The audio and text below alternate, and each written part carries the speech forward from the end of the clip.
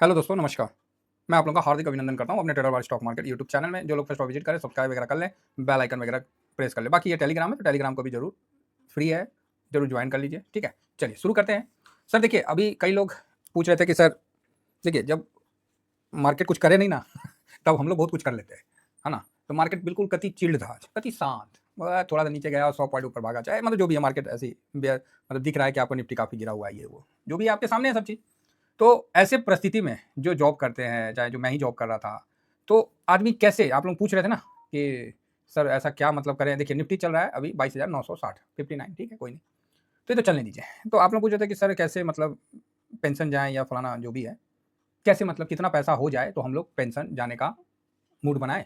और सरकार जो एनपीएस देती है वो क्या देती है, वो भी हम थोड़ा सा चर्चा कर लेंगे। देखिए, ज़्यादा तो नहीं कर पाएंगे, बस थोड़ा सा आपको आइडिया बता देंगे, जिससे क्या है कि आपको भी आइडिया हो जाए कि जो काम सरकार कर सकती है अपने अपने मजदूर के लिए, अपने नौकरी पेशा के, अपने जॉब होल्डर के लिए, तो वो काम आप अपने लिए खुद क्यों नहीं कर सकते हैं।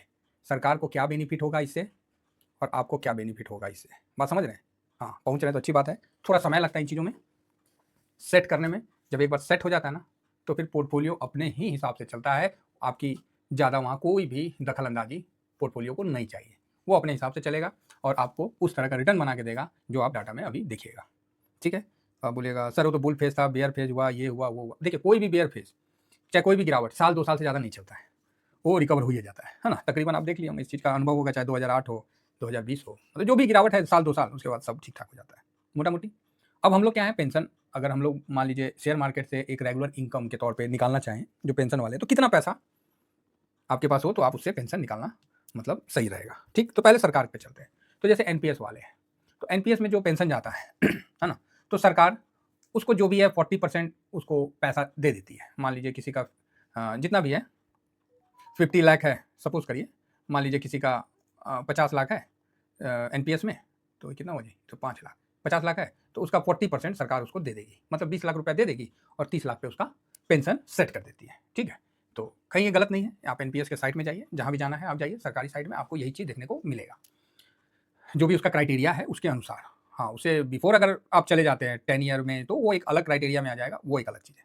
जो उसका क्राइटेरिया पूरा फुलफिल करके जाता है, तो उस हिसाब से मैं आपको बता रहा हूँ, तो उस हिसाब से 40% अगले को मिल जाता है, उसका जितना भी हुआ है और सरकार ने जितना जोड़ के बनाया है, तो इस हिसाब से उसको 40% मिल गया और 60% पे पेंशन बन गया। जब वो सुपरानुनेशन जाता है, एक वीआरएस होता है, वॉलंटियरी रिटायरमेंट, एक होता है सुपरानुनेशन जो 60 ईयर्स में जो जाता है, वहां पर क्या है कि 60% सरकार आपको रिटर्न कर देगी और 40% पे आपको पैसा देगी।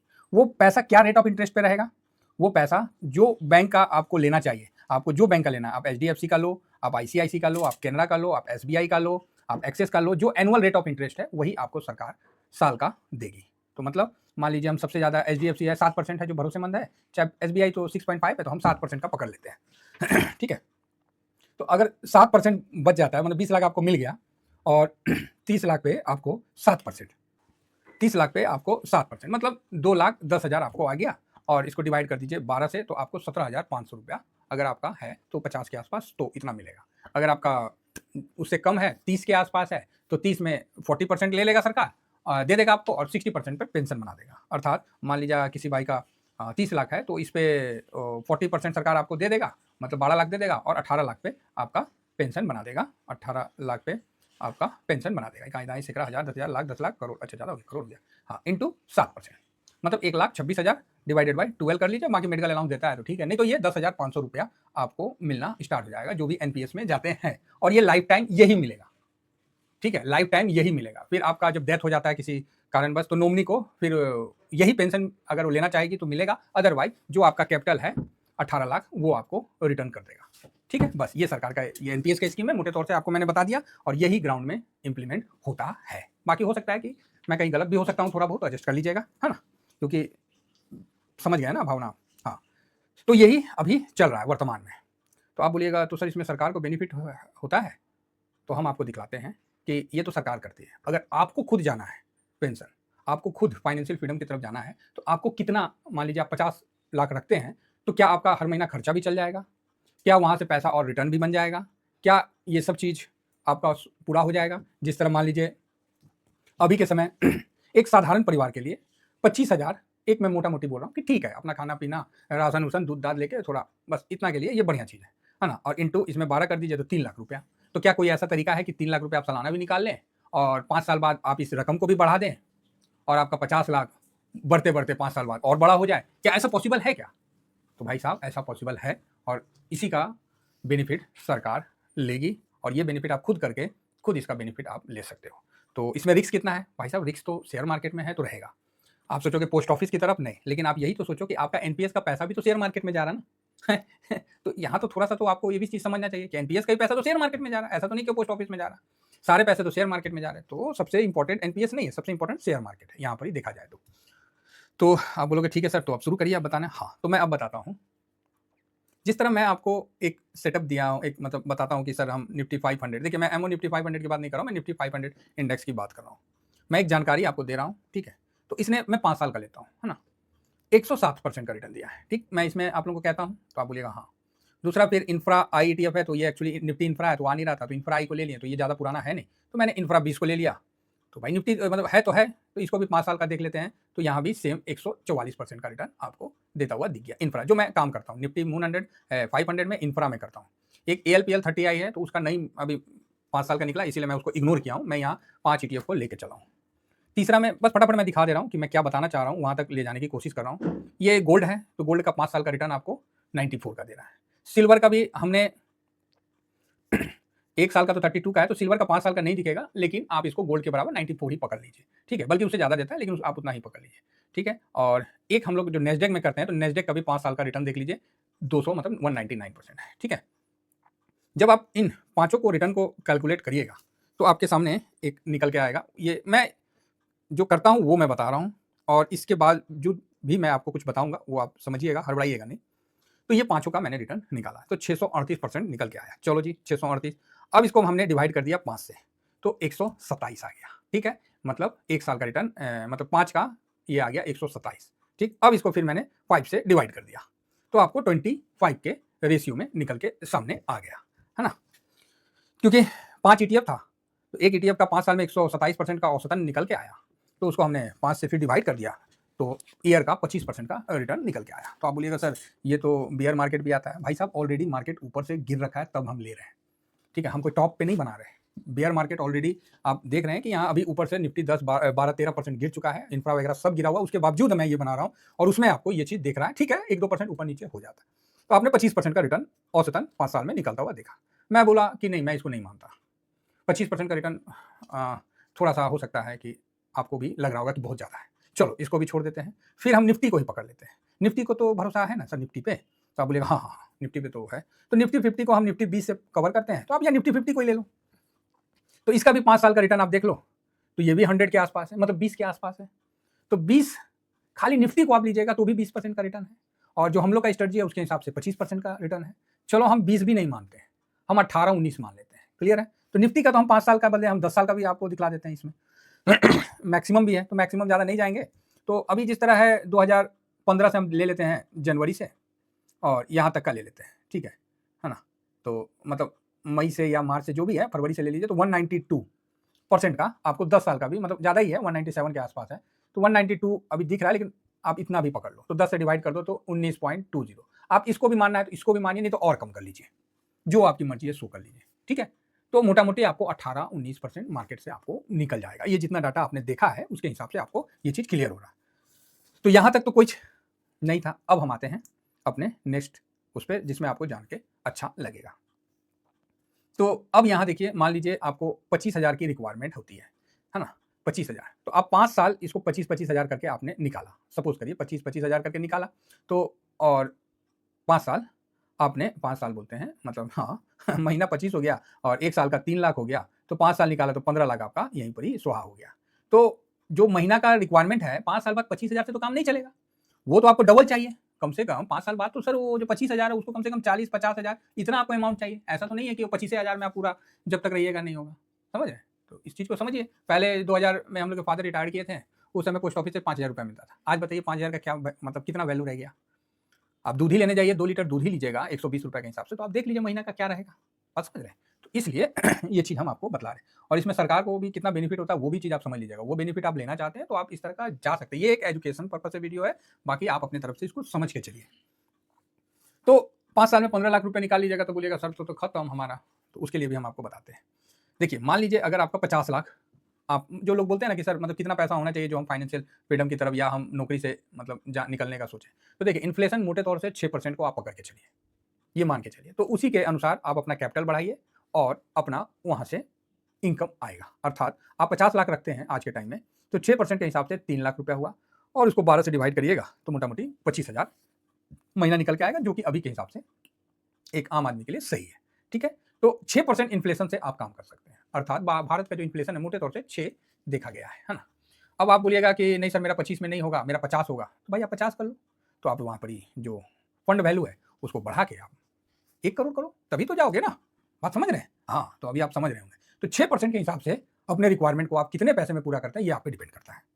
कोई बोलेगा मेरा 1 लाख रुपया महीना लगेगा, तो भैया 6% के हिसाब से आप देख लो कितना का 6% आएगा, उस हिसाब से आप कर लो। तो आपको करना क्या है? आपको कुछ नहीं करना है। आपने 50 मार्केट में डाल दिया, आपने कहीं निफ्टी में डाल दिया, चलो हटाओ, मेरे वाली स्ट्रेटजी में जो हम लोग काम करते हैं उसको छोड़ के आपने खाली निफ्टी में डाल दिया, और निफ्टी में डाल दिया तो अब हम इस पर काम शुरू करते हैं। तो यहाँ मैंने जो रेट ऑफ इंटरेस्ट लिया है मार्केट का वो 18% का लिया, ना 25 का लिया ना 19 का लिया, मैंने 18 का लिया। ठीक है साहब। अब आप देखिए कि आपने 50 लाख डाला, 3 लाख रुपया निकाल लिया, तो मैंने एक मोटे तौर से यहाँ एक हिसाब लगाया है। ये एक हिसाब है, ये गलत भी हो सकता है, थोड़ा आगे पीछे भी हो सकता है, इसका बेनिफिट समझिएगा तो बहुत अच्छा है, अदरवाइज कमी तो सर चांद में भी होता है, तो मेरे किसी भी बोलने में तो दुनिया भर की कमी है। तो जो मैं बताना चाह रहा हूँ वहां तक आप पहुंचिए, मैं बिल्कुल क्लियर करके नहीं बता रहा हूँ आपको, यहाँ क्लू छोड़ता हुआ बता रहा हूँ। बात समझ रहे मेरी? हाँ, क्योंकि ज़्यादा उतना क्लियर भी बताना नहीं है भावना समझिए मेरी, मैं क्या कहना चाह रहा हूँ। तो 3 लाख के हिसाब से भैया 5 साल के लिए आपने बोला कि नहीं हम ऐसे ही करते हैं, सपोज करिए, और मार्केट ने भी 18% के हिसाब से 5 साल का रिटर्न देने लगा। 10 साल में 18% के हिसाब से रिटर्न दिया, अभी तो 19% के हिसाब से दिया हुआ है। मेरे स्ट्रेटजी से जाइएगा तो 25% के हिसाब से जाइएगा, बल्कि गिरा हुआ मार्केट में भी आप देख रहे हैं कि अभी भी मेरा पोर्टफोलियो माइनस में नहीं आया है ना। तो ये सब तरीका है, मार्केट में जब आए हैं तो सब बहुत अच्छा से सीखना है और समझ के चलना है। जो नए साथी हैं उनके लिए खासकर ये वीडियो काफ़ी काम का है, जो और पुराने साथी हैं उनके लिए भी। तो साहब आप यहाँ पर ही 47 हो गया है ना, तो 47 में 18 मतलब मैंने 18% का हिसाब किया, तो उसमें से 3 लाख निकाल दिया, तो 56% यहाँ पर ही हो गया, 56 रुपया हो गया, 56 लाख। फिर उस पर हमने 6% का जो है 6 बोलते हैं 18% के हिसाब से हुआ, और फिर उसमें हमने यहाँ पर ही पैसा, यहाँ 3 लाख रुपया इधर शिफ्ट कर दिया, फिर 3 लाख इधर शिफ्ट कर दिया, फिर 3 लाख इधर शिफ्ट कर दिया, फिर 3 लाख इधर शिफ्ट कर दिया। आपने 5 साल में 15 लाख रुपया दादा यहाँ पर ही आपने ले लिया टोटल।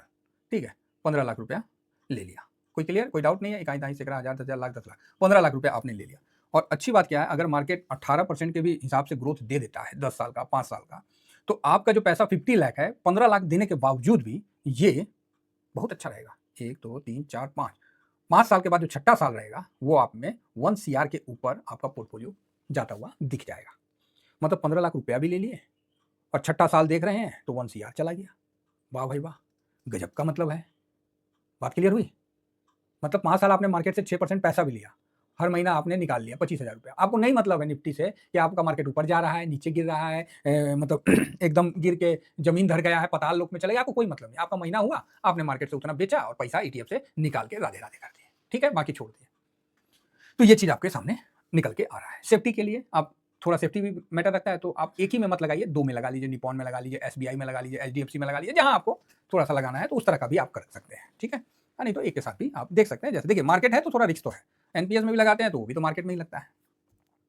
अब यहाँ हम देखते हैं कि अब 6 साल जब हुआ तो छठा साल में सर वो 6% से तो काम नहीं चलेगा जो 30,000 3 लाख रुपया ले रहे। तो यहाँ पर ही हमको 6% जो मिला 5 साल बाद, छठा साल, वो आपको 6,51,000 रुपया मिला। ठीक है, 6,51,000 रुपये। अब उसको 12 से डिवाइड कर दीजिए तो आपका छठा साल 54,285 रुपया के हिसाब से ग्रोथ हो गया। आप बोले यार मजा आ गया, ये तो छठा साल हम कहाँ 25-25 हज़ार निकाले थे 5 साल, अब तो भाई साहब हमको सीधा डबल हो गया, 54,000 निकालना पड़ रहा। तो आपको जो पे कमीशन का जो स्वाद आता है वो भी स्वाद एक मिल गया। हो सकता है कभी किसी साल रिटर्न का ऐसा कुछ हो तो एक आध साल आगे पीछे भी हो सकता है, ज़्यादा दिया तो पहले भी मिल सकता है और लेट हुआ तो एक आध साल बाद भी मिल सकता है, वो बात हम कह रहे हैं।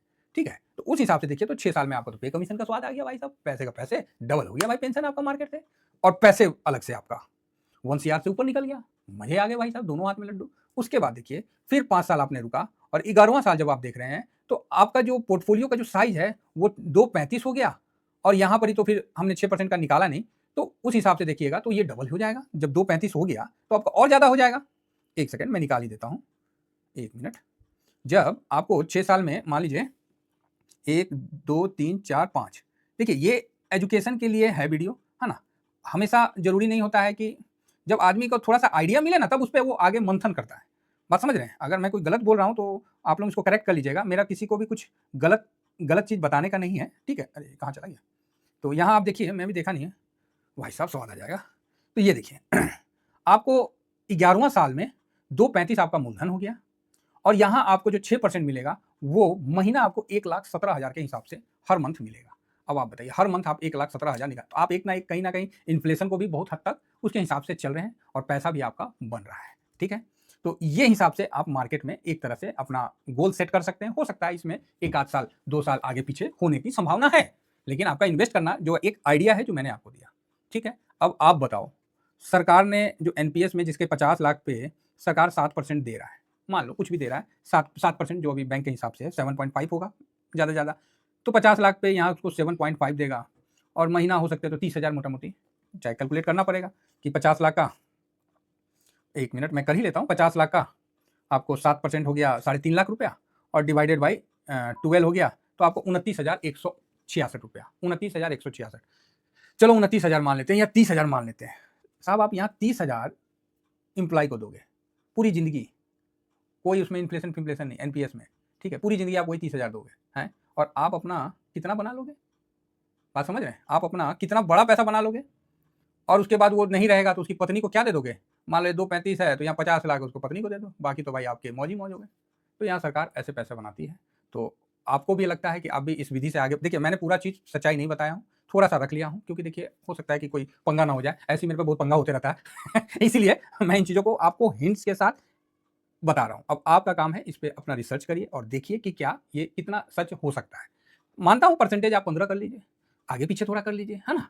तो उस हिसाब से आप इसमें आगे बढ़िए और अगर आप खुद करते हैं तो आपके नहीं होने के बावजूद आपके परिवार और बच्चों को आप बहुत कुछ दे के जाओगे, समझे ना? और ये तो एक सिंपल लॉजिक था, बाकी स्विंग अलग है और भी जो कार्रवाई है वो अलग है। ये पेंशन कैसे मार्केट से निकालें, ये चीज़ है। भाई साहब हो सकता है कि मैं गलत भी हूँ, ये मेरा अपना खुद का है और मैं इसी विधि से आगे बढ़ रहा हूँ, ठीक है?